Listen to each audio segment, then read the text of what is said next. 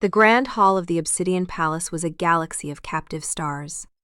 1,000 candles, suspended in globes of spun crystal, dripped light onto the polished marble floor, turning it into a black, bottomless lake reflecting a midnight sky. The air, thick with the scent of night-blooming jasmine and expensive wine, hummed with the curated murmur of 100 conversations, a delicate symphony of power and intrigue. At the center of this constellation stood King Lucian, a figure carved from shadow and sovereignty. His black silk tunic was threaded with silver that caught the light like trapped lightning, and the crown of jagged obsidian on his brow was less an ornament than a manifestation of his will. He was a portrait of regal patience, one hand resting lightly on the gilded arm of his throne, the other holding a goblet of blood-red wine he had yet to touch. But beneath the placid surface, a cold fury was slowly coming to a boil. He could feel the eyes on him, the sly, assessing glances of the dignitaries from the northern wastes, the anxious flickers from his own council members, the gossiping whispers that hid behind elegantly gloved hands. They were all watching, all waiting. An hour. She was an entire hour late. Mira, his betrothed. The linchpin of an alliance that would secure his eastern border for a century. A political necessity he had accepted with the same detached pragmatism he applied to all matters of state. He had seen her portraits, of course, a pale, serious face framed by dark hair, with eyes that seemed to hold a quiet, reserved intelligence. He had met her twice in formal, chaperoned settings where they exchanged pleasantries as thin and fragile as spun sugar. He knew her to be dutiful, well-bred, and by all accounts, punctual. Her tardiness was not merely an inconvenience, it was a statement, a public, resounding slap to his authority on the very night that authority was meant to be celebrated and solidified. The engagement ball was his design, a spectacle of power intended to awe his rivals and reassure his allies. Her empty place beside his throne was a gaping wound in the tapestry of the evening, a flaw that drew every eye. "Perhaps her carriage was delayed, Your Majesty," whispered his chamberlain, Valerius, his face a mask of strained neutrality. "The roads from the sunken valley are treacherous after the rains." Lucian's jaw tightened. He did not turn his head, his gaze fixed on the great, arched doors through which she was meant to have entered 63 minutes ago. "The rains stopped at dawn, Valerius. And her convoy is escorted by a dozen of my finest guards. Treachery on the roads is the least of my concerns." The implication hung in the air between them, sharp and cold. The treachery he was concerned with was of a more personal, more humiliating nature. He could hear the whispers more clearly now. An hour. Did she refuse him? A bad omen for the union. The king does not look pleased. Each phrase was a small stone striking the immaculate surface of his pride. He had ruled for 2 centuries, his reign marked by ruthless efficiency and unwavering control. He did not tolerate mistakes, he did not suffer insults, and this felt, acutely, like an insult of the highest order. Was this her first play for power in their arrangement? A test of his famous temper? A naive attempt to assert her own importance by making the world wait? He took a slow, deliberate sip of his wine. The metallic tang was usually a comfort, a reminder of his nature, his strength. Tonight, it tasted like ash. The orchestra, sensing the growing tension in the room, faltered for a moment before a sharp glance from the conductor spurred them back into a lively waltz. The music felt like a mockery, a cheerful melody laid over a drumbeat of impending wrath. He decided then what he would do. He would not cause a scene by sending guards to fetch her. That would signal panic, a loss of control. He would wait. He would let her walk into the hall and face the full, silent judgment of his court. And then he would dismantle her defiance with a few, carefully chosen words, sharp and cold enough to strip the leaves from a winter tree. He would remind her, and everyone present, precisely where she stood. Just as the thought solidified, a commotion rippled from the entrance. The great doors swung inward, pushed by 2 liveried attendants. And there, framed in the archway, stood Mira. The hall fell silent. The music died on a single, discordant note. Every head turned. Lucian's eyes narrowed, his anger sharpening to a fine, cruel point. She was a mess. Not overtly, not to an undiscerning eye, but to his predatory senses the details were stark. Her gown of deep sapphire silk, while exquisite, seemed to hang on her frame a little unevenly. A few stray tendrils of her dark hair had escaped their intricate coiling, clinging to her temples. But it was her face that held him. She was pale, so pale she seemed almost translucent under the candlelight, her pallor throwing the deep violet smudges under her eyes into stark relief. She looked less like a radiant bride-to-be and more like a ghost haunting her own celebration. She took a hesitant step forward, her gaze sweeping the silent, staring crowd before finally landing on him. He saw a flicker of something in their depths, not defiance, but something he couldn't immediately name. Fear, perhaps. Exhaustion. But he was in no mood for nuance. He saw only the culmination of his public humiliation. He rose from his throne, the motion fluid and menacing. The silence in the hall deepened, becoming heavy, suffocating. He descended the 2 steps from the dais, his boots making no sound on the marble, and moved toward her. He did not hurry. He let the space between them stretch, let the anticipation build. He wanted her to feel the weight of every eye, the pressure of his displeasure. He stopped a few feet from her. He looked down, his height a clear advantage, and let the coldness of his rage settle into his features. "You are late," he said. His voice was not loud, but it carried through the cavernous hall as if he had shouted. It was a low, resonant sound laced with ice. Mira flinched, a barely perceptible tremor that ran through her body. She curtsied, her movements stiff.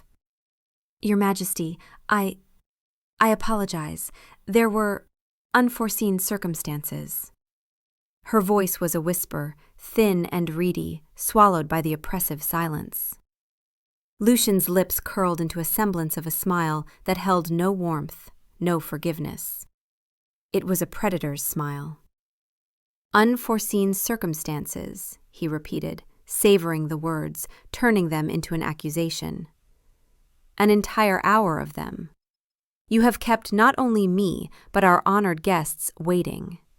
You have made the crown of 1,000 years wait upon your convenience." He took another step closer, forcing her to tilt her head back to look at him. He lowered his voice further, making it a private cruelty in a public space. "Is this how you mean to begin our union? With a display of such profound disrespect? Or was this merely carelessness, a woman's flighty inattention to the passage of time?" He saw the hurt flash in her eyes, raw and immediate, before she quickly veiled it. A faint flush of color rose in her pale cheeks, born of shame, not defiance. "No, my king," she murmured, her gaze dropping to the floor between them. "It was not my intention. I am deeply sorry for the embarrassment I have caused you." Her apology was quiet, correct. It should have placated him, but it only stoked the fire of his anger. Her meekness felt like another strategy, another way to rob him of a satisfying confrontation. He wanted a fight, a reason to unleash the pressure building inside him. Her quiet defense gave him nothing to push against. "Sorrow does not turn back the clock," he said, his voice hard as diamond. "It does not erase the insult. Your duty tonight was simple, to be here, on time. You failed. See that it does not happen again."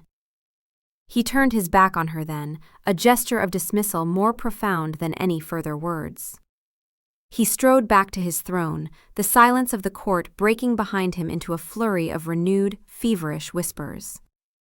He motioned to the conductor. "Music." The orchestra stumbled back to life.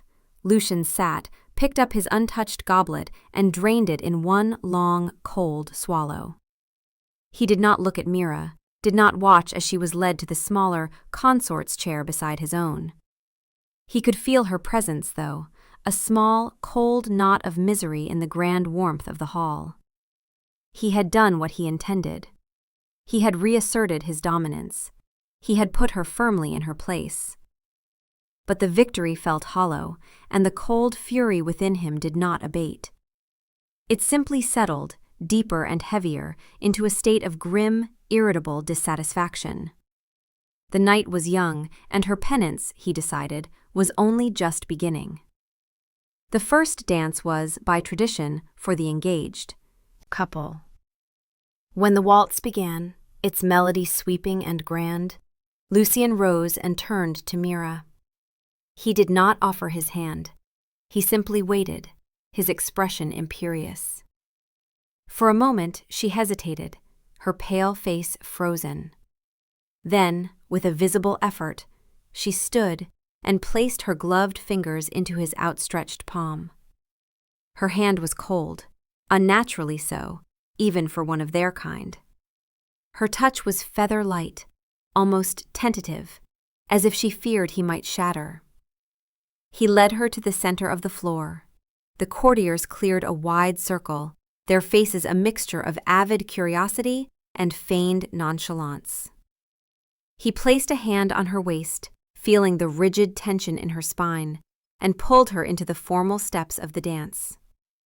They moved together, a perfect picture of royal unity for the watching eyes. But the space between them was a frozen chasm. He was a flawless dancer, leading her through the intricate turns with practiced ease. But she was clumsy. Her steps were stiff, her responses a fraction of a second too slow. More than once, he had to physically guide her, his grip tightening on her waist to keep her from faltering. It annoyed him further. Was every aspect of her being tonight designed to be an irritant? "You seem distracted," he murmured, his voice a low vibration against her ear as he spun her in a graceful arc. "I am merely overwhelmed, Your Majesty," she replied, her voice tight with strain. She did not meet his eyes, her gaze fixed somewhere over his shoulder. "It is a grand occasion." He noticed then a small repetitive gesture she made. Every few steps, her left hand, the one resting on his shoulder, would subtly adjust the long satin glove on her right arm, pulling it higher, smoothing the fabric over her forearm. It was a nervous, fidgety motion that spoke of discomfort. He saw her wince, a fleeting, sharp intake of breath, as he guided her through a particularly swift turn. He tightened his hold, a silent warning to keep up, and felt her whole body tense in response. He misread every signal.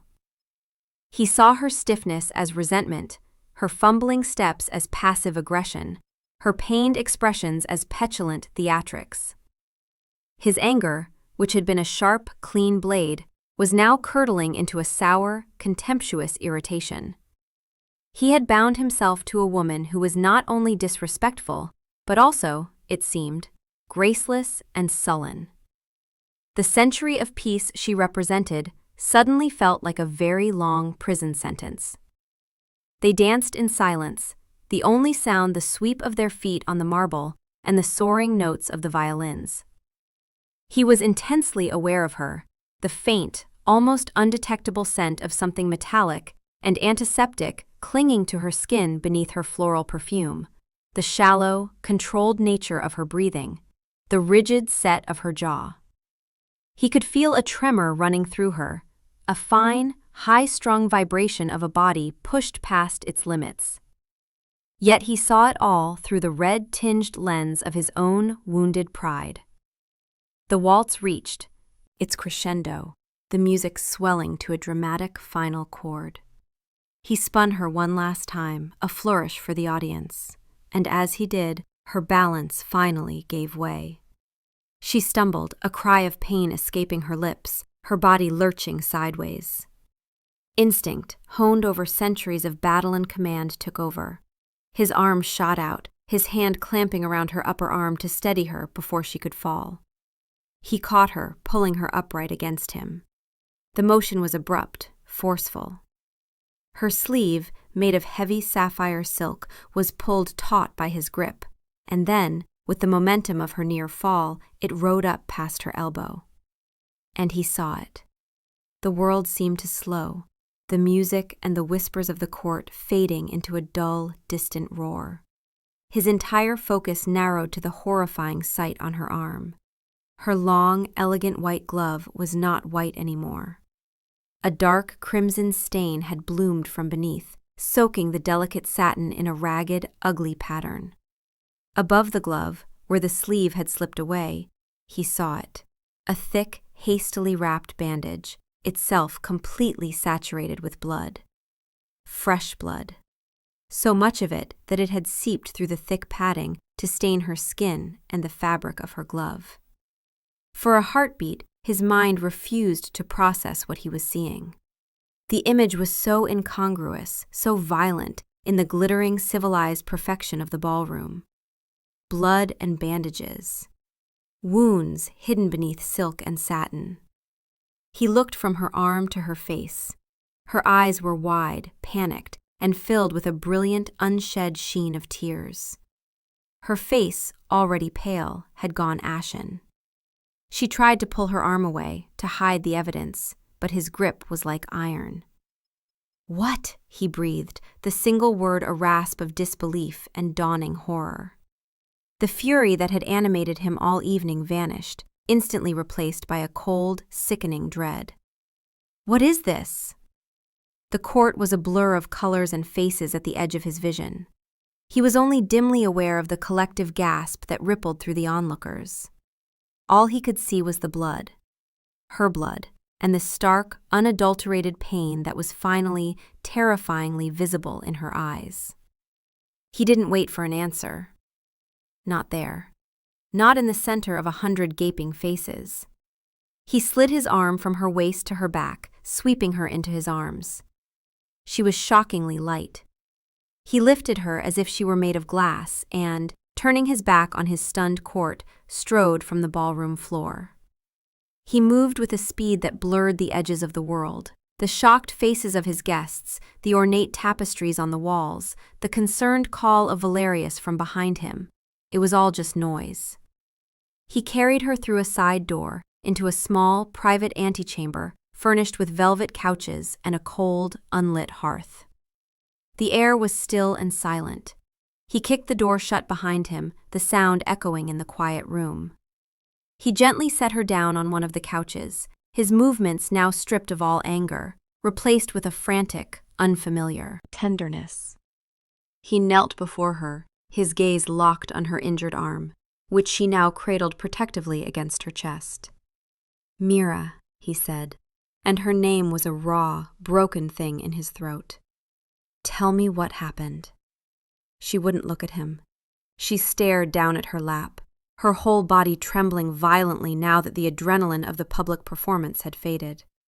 A single tear traced a path down her cheek. "It is nothing, Your Majesty," she whispered, her voice choked. "A minor accident." "Do not lie to me," he commanded, but the harshness was gone, replaced by a desperate urgency.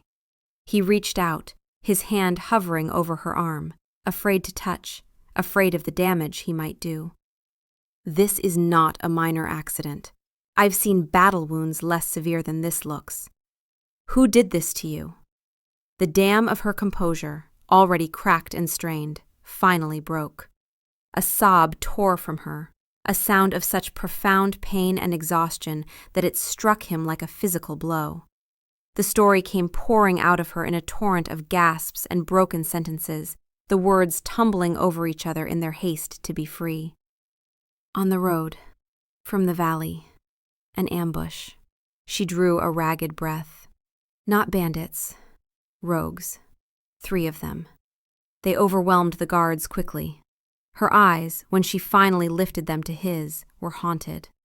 They wanted to make a statement, to kill the king's betrothed on the way to her own celebration. Lucian felt the blood freeze in his veins. Rogues, feral, blood-crazed outcasts. A death sentence for most. "I fought them," she continued, her voice gaining a sliver of strength from the memory. "My escort. They fought bravely. They fell." She choked on the words. "I was alone. The carriage was overturned. I I killed one of them, with a silver letter opener from my travel case.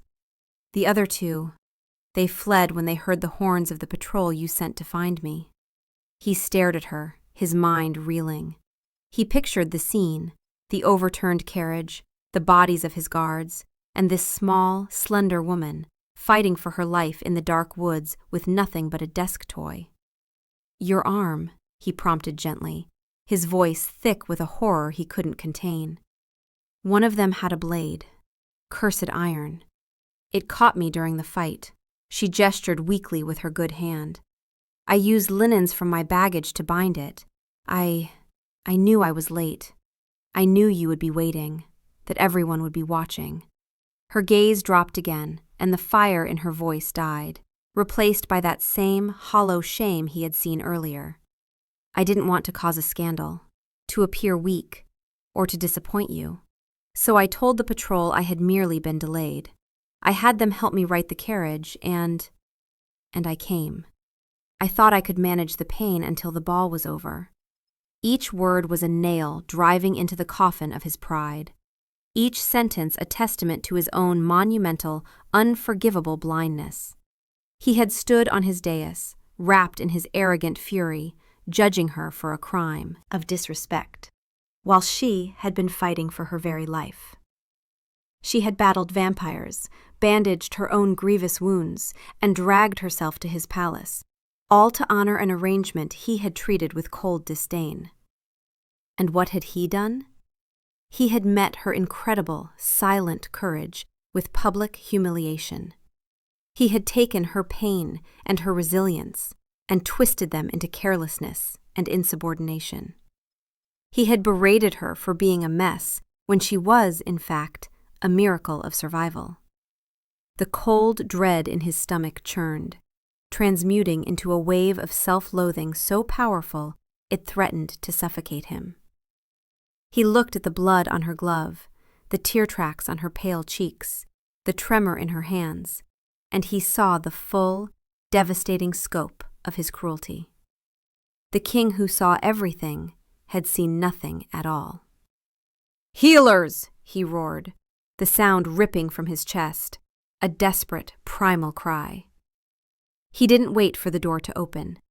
He surged to his feet, tore it open himself, and bellowed into the hallway, where Valerius and 2 guards stood, frozen in alarm. "Get my personal healers, now! And bring the finest medical supplies in the palace!" He turned back to her, his movements frantic.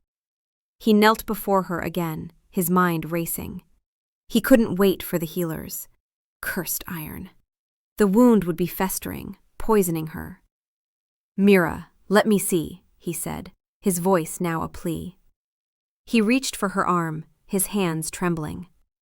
This time, she didn't resist. She watched him with wide, exhausted eyes as he began the delicate, terrible task of unwrapping the layers of her disguise. His fingers, usually so steady whether signing a death warrant or adjusting a crown, fumbled with the tiny pearl buttons of her glove. He slid the blood-soaked satin from her hand, revealing fingers stained with dried blood and grime. Then, he gently began to unwrap the makeshift bandage. The first layer of linen was stiff, caked with blood. Beneath it, another, and another. She had used nearly an entire bolt, packing it tightly to staunch the bleeding. With each layer he removed, the coppery scent of blood grew stronger, filling the small room. He finally reached the last layer. He peeled it back, his breath catching in his throat at the sight of the wound itself. It was a long, vicious gash, running from her wrist halfway up her forearm.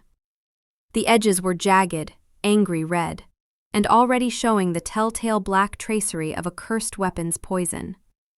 It was deep, a wound that should have had her screaming in agony, not waltzing in a silent torment. "Gods," he whispered, the word a prayer and a curse. He looked up at her face. She was watching him, her expression unreadable. She hadn't cried out, hadn't even flinched as he exposed the injury. Her stillness was more damning than any scream could have been. He felt a rage unlike any he had ever known. Not the cold, proud anger of before, but a hot, white fury directed entirely at himself. He was the king.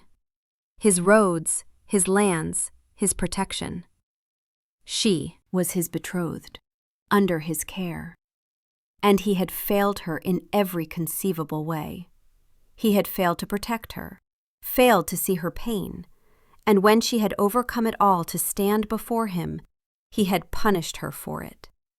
The healers burst into the room, their arms laden with salves, clean bandages, and instruments. They stopped short at the sight of the king kneeling on the floor, his hands covered in his betrothed's blood. "Get out," Lucian snarled, his voice low and dangerous as he looked over his shoulder. "Leave the supplies." The head healer, a vampire ancient enough to have served Lucian's father, blinked in confusion. "Your Majesty, a cursed wound requires—" "I am aware of what it requires," Lucian cut him off, his voice dropping to a deadly whisper. "I will tend to it myself. Leave. Now." The healers exchanged a frightened glance, deposited their supplies on a nearby table, and backed out of the room, closing the door softly behind them. Lucian turned back to Mira. He needed to do this. This was his failing, his wound to mend. It was a penance, a desperate act of atonement that felt pitifully small in the face of his transgression. He worked with a surgeon's focus, his earlier frantic energy settling into a deep, consuming concentration. He cleaned the wound with an alcohol-laced solution, his touch so gentle it was barely there. Mira hissed in pain as the liquid fire met her raw flesh, the first sound of her own suffering she had allowed herself to make. The sound lanced through him, a physical manifestation of his guilt. "I am sorry," he murmured, his voice thick. "I am so sorry." He applied a thick, dark salve, one made from silver dust and powdered moon petal, the only known antidote to the poison of cursed iron. He then wrapped her arm in clean, soft bandages, his movements sure and practiced. He had dressed 1,000 wounds on 100 battlefields, but none had ever mattered as much as this. As he worked, he could feel her eyes on him, studying him with a quiet intensity. When he was finished, he tied off the final bandage and gently lowered her arm to rest on a velvet cushion. His hands were stained with her blood. He looked from his hands to her face, and the dam of his own control finally broke. "Mira," he began, his voice cracking. He knelt before her, no longer a king, no longer a figure of power, but a man utterly undone. He lowered his head until his forehead rested on her knee, a posture of complete and total surrender. "Forgive me." The words were inadequate. They were pebbles thrown into an ocean of his regret. "I was a fool, a blind, arrogant fool. I saw only my own pride. I did not see you. I did not see your strength, your courage. I saw nothing." A shudder ran through his powerful frame. "The things I said to you, in front of everyone, there is no excuse, no apology that can erase them. I wounded you more deeply with my words than any blade ever could." He waited for her condemnation, her anger, her disgust. He deserved it. He craved it, even. He needed her to punish him, to give voice to the vile judgment he was passing on himself. Instead, after a long, silent moment, he felt a hand on his head, her uninjured hand. Her fingers were hesitant at first, then they gently, carefully threaded into his hair. It was not a gesture of forgiveness, not yet. It was something more fragile, more profound. It was a gesture of acknowledgement, of seeing him in his broken state, just as he had so spectacularly failed to see her. "Look at me, Lucian," she whispered. Her use of his name, without title or formality, was a shock that went straight through him. Slowly, he raised his head. Her face was still pale, still etched with pain and exhaustion, but the fear in her eyes was gone. In its place was a deep, soul-weary sadness, and something else, a flicker of understanding. "You are a king," she said, her voice quiet but clear. "You are accustomed to obedience, to perfection. You saw a flaw in your grand design, and you moved to correct it. I understand pride." "This was not pride," he argued, his voice raw. "This was cruelty. It was blindness. I did not even ask. I did not once think to ask if you were all right. I simply assumed the worst of you." He reached up and took her hand, the one in his hair, and held it between his own bloody ones. "I promise you, Mira, I swear on my life, on my crown, on everything I am, I will never again look at you and fail to see you. I will listen. I will always, always listen first." It was more than an apology. It was a vow. A complete reordering of his world, of his very way of being.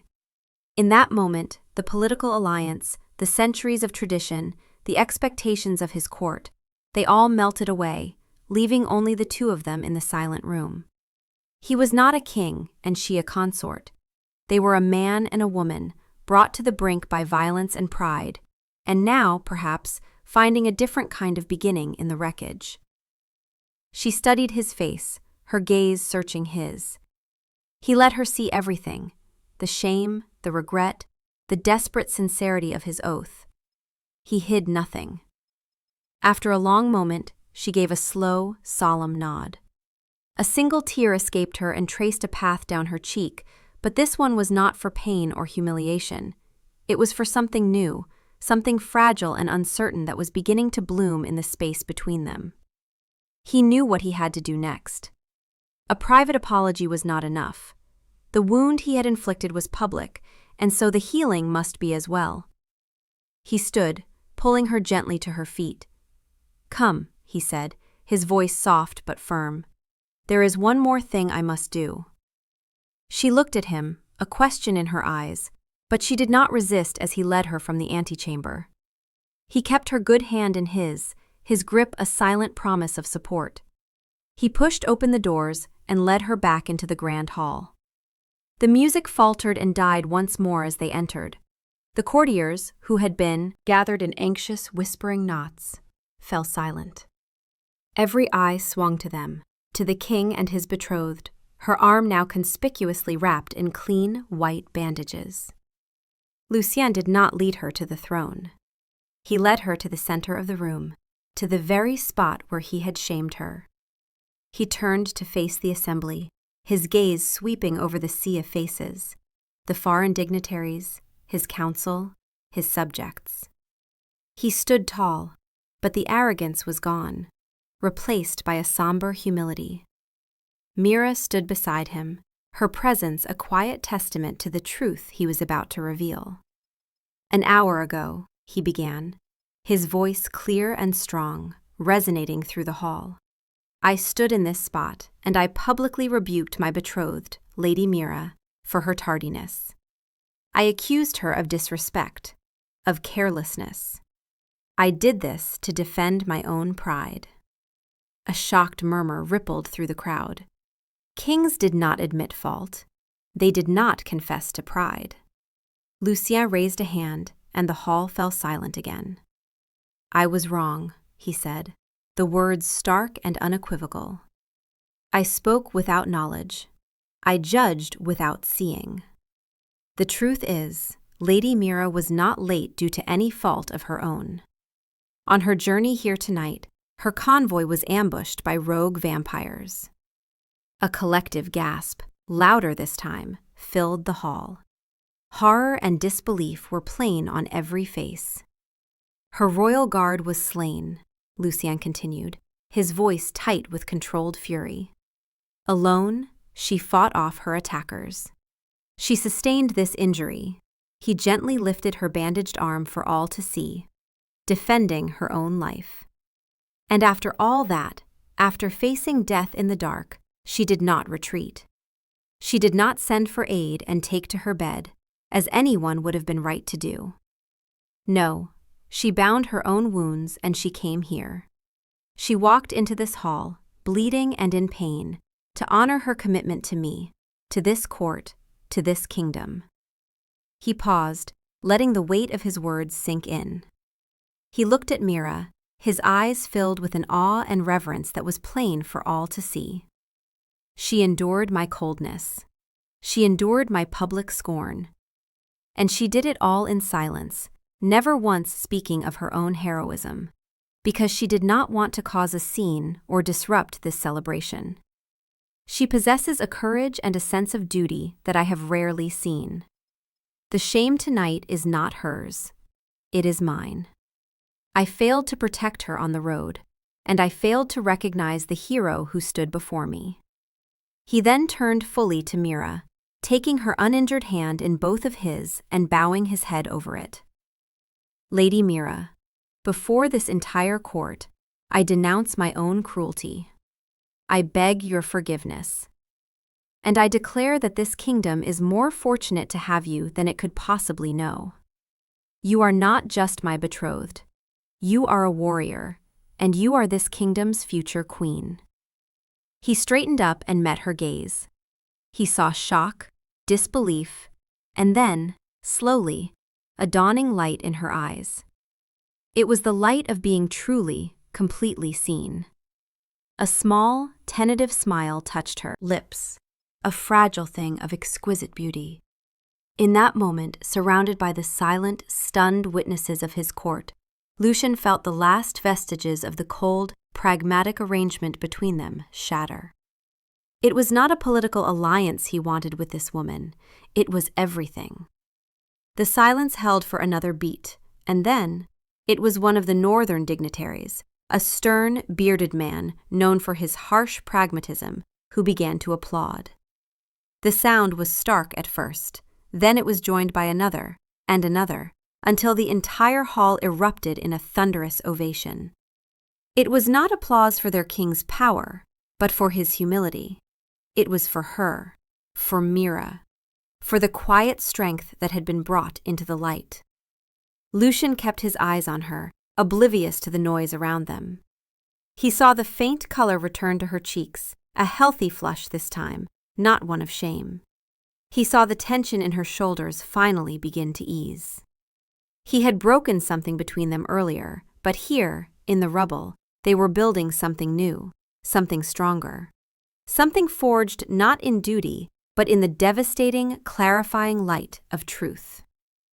Later, when the ball had finally, mercifully ended, and the last of the guests had departed, leaving behind the scent of wilted flowers and burnt-out candles, they found themselves alone in the quiet stillness of the grand hall. The army of servants had not yet descended to clear away the remnants of the night. It was a landscape of beautiful debris, mirroring the state of their own relationship. Mira was seated on the steps of the dais, her bandaged arm resting in her lap. Lucian sat beside her, not on the throne above, but next to her, on her level. For a long time, neither of them spoke. The silence was no longer oppressive or angry. It was soft, contemplative, a space for healing. "They will talk," Mira said finally, her voice barely a whisper in the vast, empty room. "About what happened, about you." "Let them talk," Lucian replied, his gaze on the reflection of the few remaining candles in the marble floor. "Let them say the king is a fool who was humbled by a woman's courage. It is the truth. And perhaps they will learn what I learned tonight, that true strength is not the absence of weakness, but the willingness to admit it." He turned to look at her. The moonlight, streaming through the high-arched windows, cast her in a soft, silver light. He could see the exhaustion etched into every line of her face, but there was a new peace there too, a quiet confidence. "The pain," he asked softly, "is it bad?" She managed a small, wry smile. "It is a dull roar instead of a sharp scream. Your healers are very good. Or perhaps," she added, her eyes meeting his, "the physician himself is." A warmth spread through his chest, a feeling so unfamiliar he almost didn't recognize it. It was a gentle, burgeoning joy. I owed you that much, and 1,000 times more. I will spend the rest of my life trying to repay the debt I incurred. Tonight. There is no debt, Lucien, she said, and the sound of his name on her lips was a balm. You made a mistake, and then you remade it. That is more than most are willing to do. He reached out, his fingers tracing the edge of the clean white bandage on her arm. The rogues will be hunted. I will find who sent them. I will burn their houses to the ground and salt the earth where they stood. You will be safe. I swear it. I know, she said simply. Her trust in him, offered so freely after he had proven so unworthy of it, was a gift that humbled him all over again. He thought of the future. Before tonight, it had been a series of political maneuvers, alliances, and duties, a map he had already charted.